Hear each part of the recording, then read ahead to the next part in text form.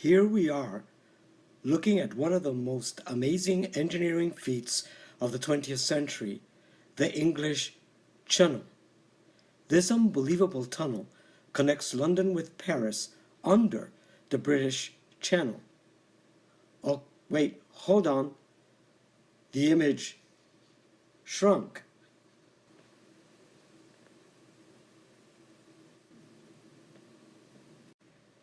The channel carries passengers and vehicles efficiently between the two cities. Business transactions can then be carried out, establishing an immediate commercial and human resources exchange between the two. There is a tunnel running south from the UK to France and a tunnel running north from France to the UK. Movement is always in one direction. Have you heard the concept of unidirectional flow before? In addition, there is a duct or service tunnel that is connecting the two transportation tunnels.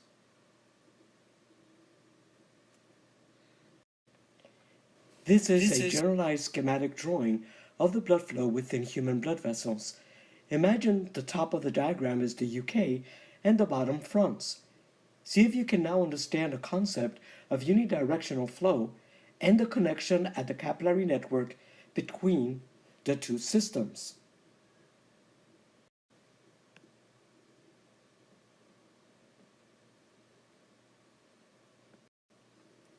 In the human body, the UK would represent the heart and France the remaining tissues in the body. Blood is pumped from the heart into arteries. Then blood flow is through the capillary network and then goes into the venous system to return back to the heart through the veins. Try to think about the channel now being inside of the English Channel and not underneath it. All blood vessels are surrounded by interstitial fluid, which is like ocean water that is around all of the living cells in our organism. This system of pipelines allows adequate transport of blood to our tissues where gases, nutrients, and wastes are exchanged, and then it will be transported back to the heart. Okay, the previous analogy with the channel was human engineering at its best. Now we have to switch to be biological engineers. Blood vessels are tunnels made out of living tissue. So how do we engineer this tissue that would allow us to transport blood to all living tissues in the body back to the heart? Let's begin with the part of the tunnel that makes direct contact with blood. This is called the tunica intima. It is an intimate or direct contact with blood. Simple squamous epithelium with flattened, tile-like elongated cells called endothelium make up the innermost layer of the tunica intima. Endo means inside of the blood vessel. A protein-like basal lamina will glue all of these cells together. Collagen, in the form of dense connective tissue, will form a subendothelial layer. This assures that the endothelium will remain round, that is, it will retain the shape of the vessel. One of the most amazing features of human blood vessels is that their diameter can be changed. For this, we will need smooth muscle placed concentrically or around the tunica intima. This layer is called the tunica media. The diagram on the upper right corner is representative of the lumen of the vessel surrounded by concentric smooth muscle cells. As a nearly circular structure, The lumen of the vessel is measured by its diameter.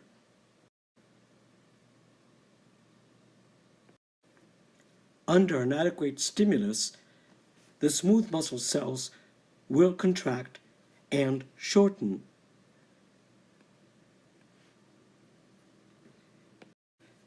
This will result in making the lumen of the blood vessel smaller.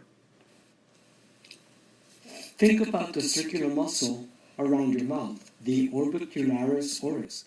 When you contract it, your mouth puckers.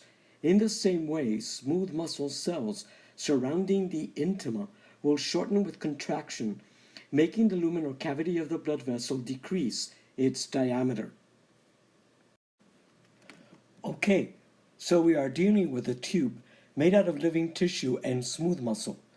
We finished the construction of the blood vessel by adding a tunica externa, which is going to provide microscopic blood vessels for all of the living cells that make up the tunnel and supply them with nutrients and oxygen.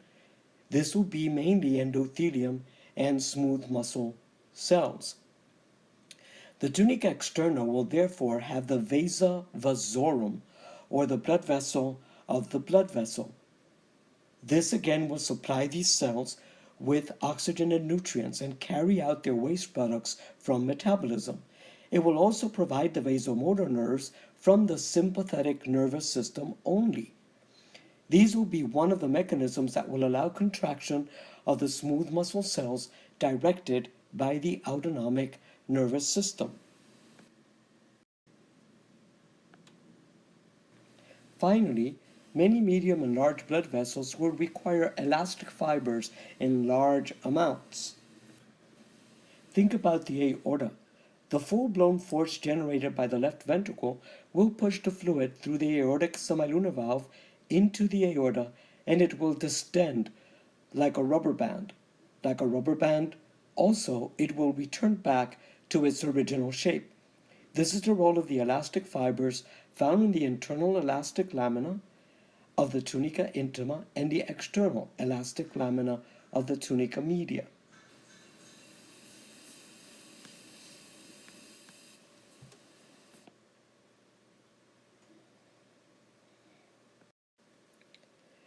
Veins are known as capacitance vessels. The capacity for what? They will be like balloons that will store volume of blood that can be shifted into the major circulation. During exercise, we will need to circulate more blood than at rest. This means that the anatomy of an artery and a vein will differ. Pause this tutorial and study the diagram to compare the artery with the vein. Can you immediately see two differences? Let's explain. The vein will not show a nice round lumen unless it is completely filled. Look at the histologic slide in the center, and it would be obvious that the flattened out structure is the vein.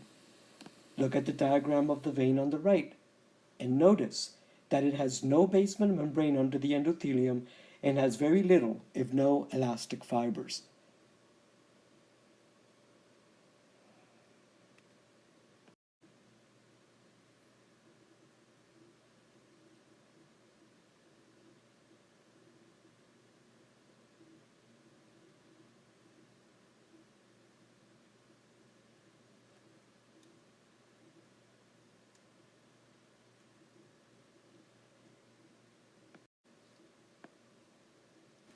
An individual structure in its own right. You're already familiarized with this microscopic splay out of vessels because of the endocrine system. This is the capillary network. For the blood that is pumped out of the heart to return to the heart, they need to meet, that is, artery and vein at the capillary network. To reiterate, the capillary will be microscopic and composed of endothelial cells surrounded by a basement membrane only. This slide also points out that the tunica media in an artery is much thicker. It will have a lot more smooth muscle than that in a vein. Look inside the lumen of the vein and see a funny structure. This is a valve. Think about unidirectional flow and write it in your notebooks as an explanation of why valves are needed in a vein but not in an artery.